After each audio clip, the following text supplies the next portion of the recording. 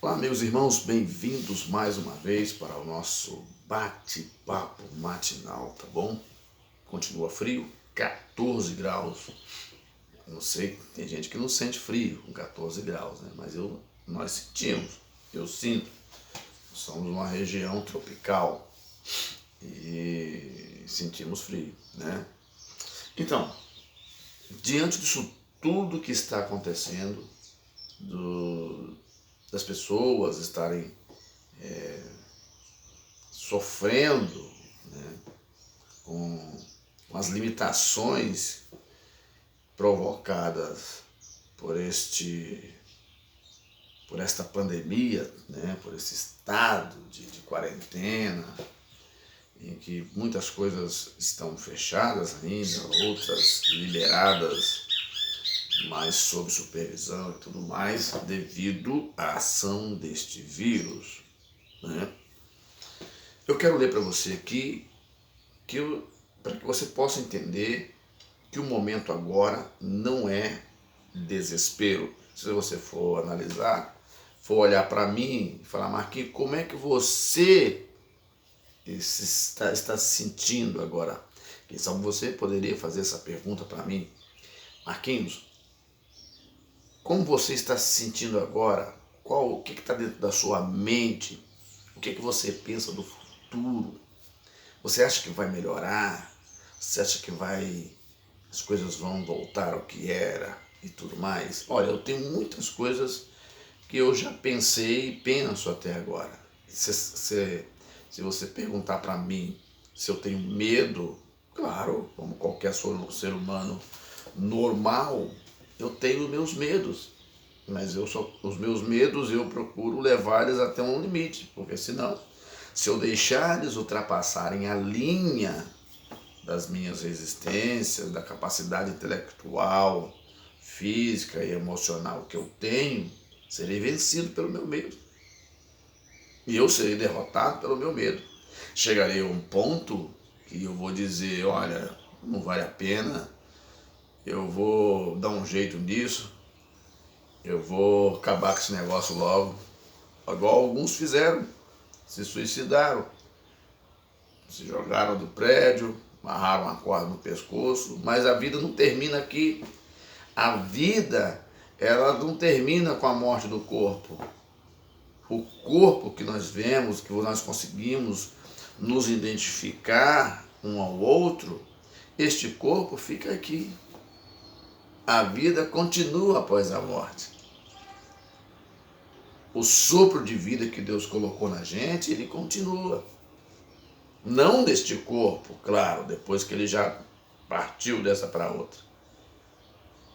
No mundo invisível.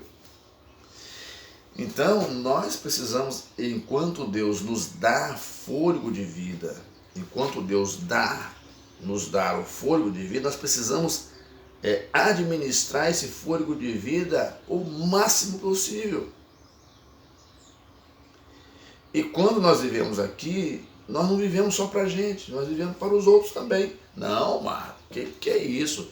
Eu viver para os outros, eu vou viver para mim nada. Por mais que você não queira, a sua vida, o seu comportamento, a sua forma de viver, o seu trabalho, sua família, todas essas coisas em torno de você, seus negócios, influenciam a vida de outras pessoas. Querendo ou não, por mais que eu diga, eu não quero ir ali, eu não quero fazer isso, eu não quero... Tem outras pessoas também que olham para você e dizem, não, fulano não vai, eu também não vou. Então, indiretamente nós influenciamos a vida de alguém. Há pessoas que têm o poder de influenciar mais. Não tem na internet aí os influenciadores, né? Tem os influenciadores na internet, né? São pessoas que, devido por uma coisa que ele foi bem sucedido, ele chama a atenção de pessoas, faz com que pessoas olhem para ele, tentando copiá-lo ou tentando, de alguma forma, com seus ensinamentos, eles crescerem, prosperarem de alguma forma. Bom, eu estava lendo a palavra de Deus ontem à noite, eu estava no culto na igreja, e vendo as pessoas falarem, né? E cada um falando ali ao modo que podia. Interessante que a igreja tem essa essência, que o grande e o pequeno pode falar, e a essência de Deus, ela completa tudo isso. Quando a nossa mente é mal, a gente não consegue compreender essa essência de Cristo, não. A essência de Cristo, ela alvoroça, entendeu? Grandes pensamentos intelectuais. Quando nós pensamos que Deus está naquela grandeza toda, Deus está na simplicidade. E há alguns que apostam sempre no brilho das coisas sem se importar com as consequências delas. Nós precisamos avaliar tudo. Então, eu estava ali ouvindo os irmãos falar, porque a gente está numa função e ao mesmo tempo que a gente cultua a Deus num culto, a gente também observa as pessoas.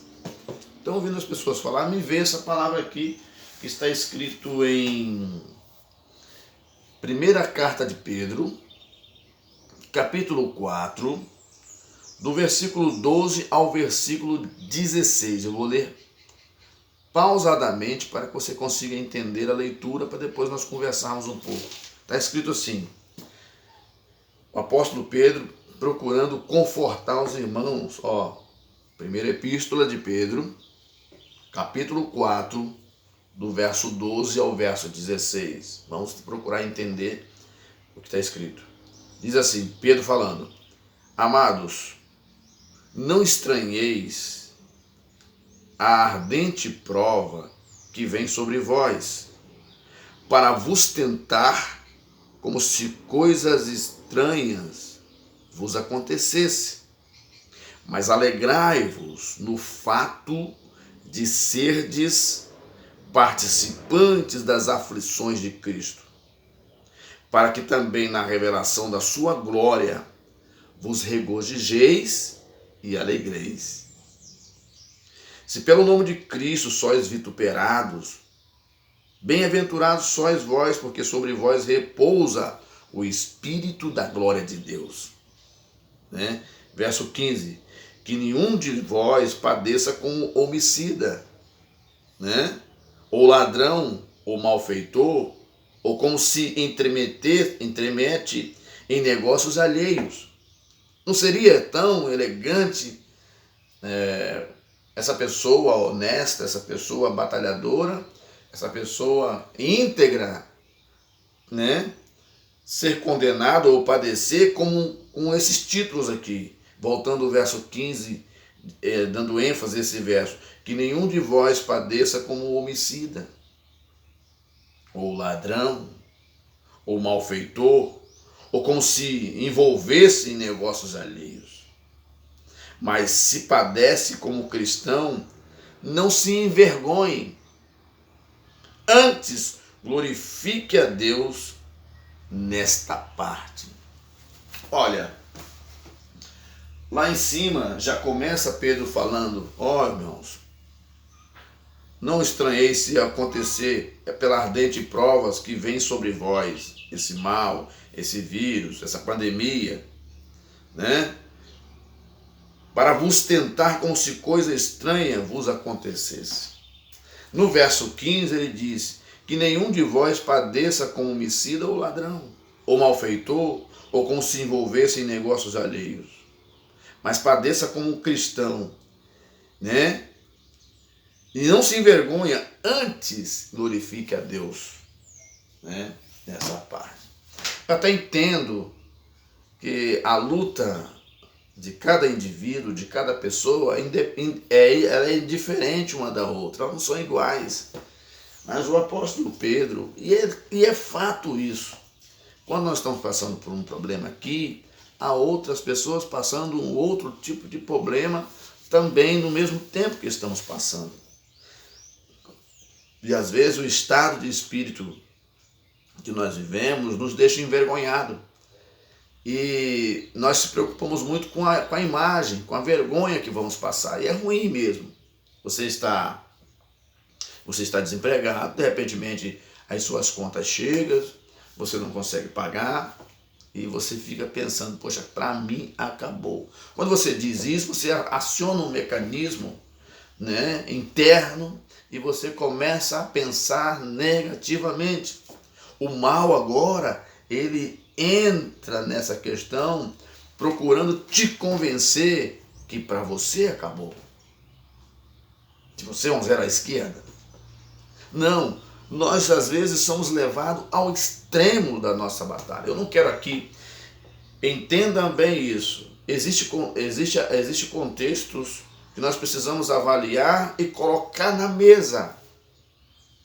É fato que o pecado que as pessoas cometem arrastam ou induz o mal sobre a raça humana. O pecado induz o mal sobre os seres humanos.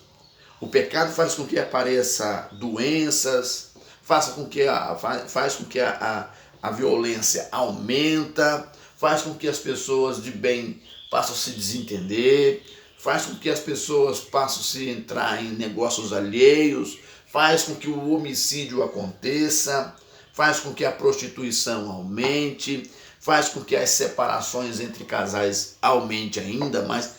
Essa é a função do mal, nos desestruturar. Mas eu não quero aqui me prender neste ponto, porque nós precisamos separar uma coisa da outra. Eu não quero aqui louvar a pessoa que anda vacilando, não. Mas quero aqui dar ênfase, porque só não existe no mundo só esse tipo de pessoa. Existem pessoas íntegras, existem pessoas sérias, existem pessoas honestas, existem pessoas de bem, existem pessoas batalhadoras, pessoas que é comprometida com aquilo que faz, com as suas responsabilidades, com aquilo que tratou. Existem pessoas assim. Se eu for tratar todas as questões que vêm sobre o mundo e acreditar isso como um ponto só, eu não estou sendo justo. Jesus, ele mesmo falou, Pai, eu não peço que os tire do mundo. Não. Mas assim como eu venci, eles vençam também. Jesus orava ao Pai para que essas pessoas que passam por sofrimento não viessem a ser retiradas do mundo. De que forma? De várias formas. Quando Pedro ele alerta ali que nenhum de vós padeça como homicida, quantos assassinatos têm acontecido aí? Quantas mortes têm acontecido? Quantas mulheres têm morrido pelas mãos dos seus ex-maridos ou por briga de família? Quantos homens, maridos também têm morrido? Quantos chefes de família têm morrido? Quantos filhos também têm morrido? O apóstolo Pedro dizendo nas suas palavras, não estranhei, meus irmãos, porque muitos dos nossos irmãos estão sofrendo as mesmas coisas no mundo. O que eu quero aqui é dar ênfase, entendendo que nós não podemos tirar as responsabilidades das pessoas. Já falei lá atrás, mas nós precisamos dar ênfase também que há pessoas honestas querendo que as suas vidas sejam acertadas, mas por um momento de crise, a pessoa está num estado sem saída e que precisa do auxílio divino. O que nós precisamos fazer agora, meu amado amigo e ouvinte, você que me assiste, o que nós precisamos fazer agora é se concentrar na solução. O que nós precisamos fazer agora é colocar em evidência aquilo que nós somos de fato. Fomos criados por Deus. Então nós temos importância para Ele. Deus não nos trata com segundas intenções, não. Se Deus nos criou, Ele certamente fica satisfeito em saber que estamos bem. Há um versículo bíblico que diz, a alegria do Senhor é a vossa força.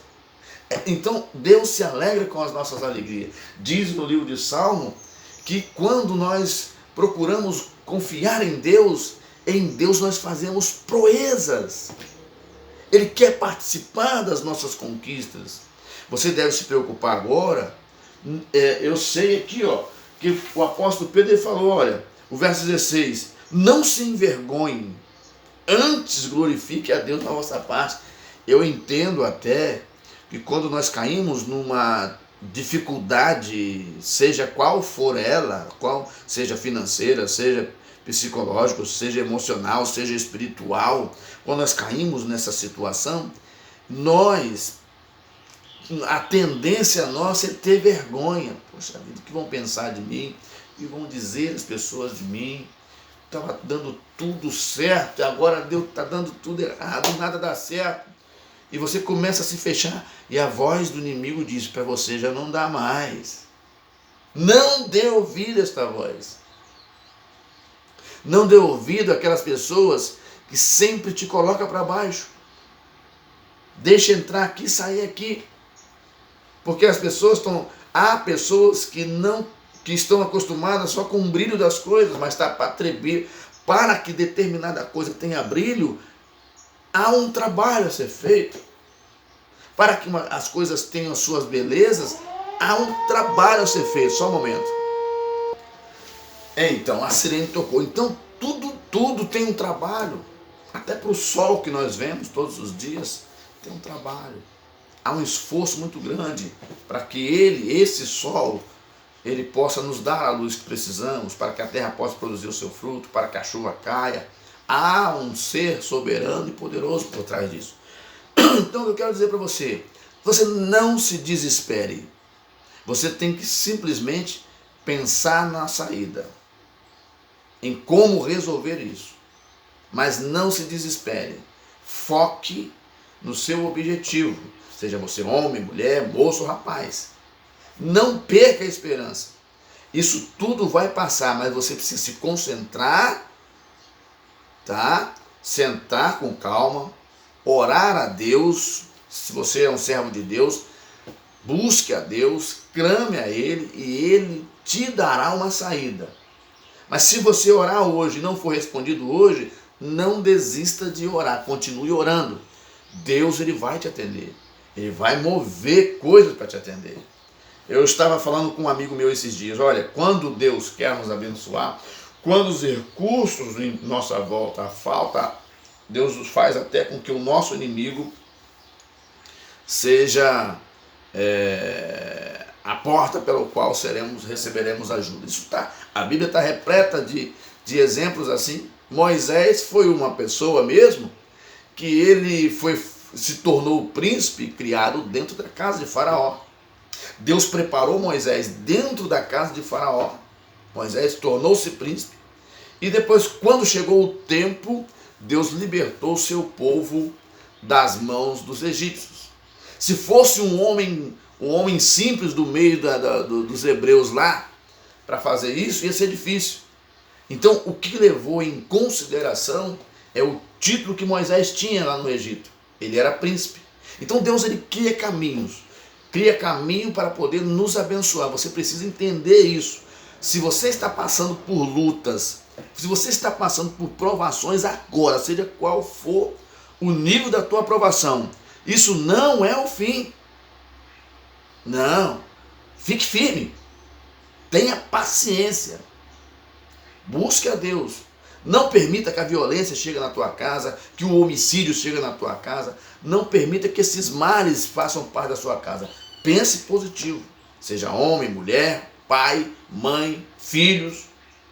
Calma. Se alguém já tem e você não tem, não te preocupe. A tua vez vai chegar. Fique tranquilo, mas não deixe de buscar uma saída. Entrega o teu caminho ao Senhor. Confia nele e o mais ele tudo fará. Nós voltamos a conversar na próxima.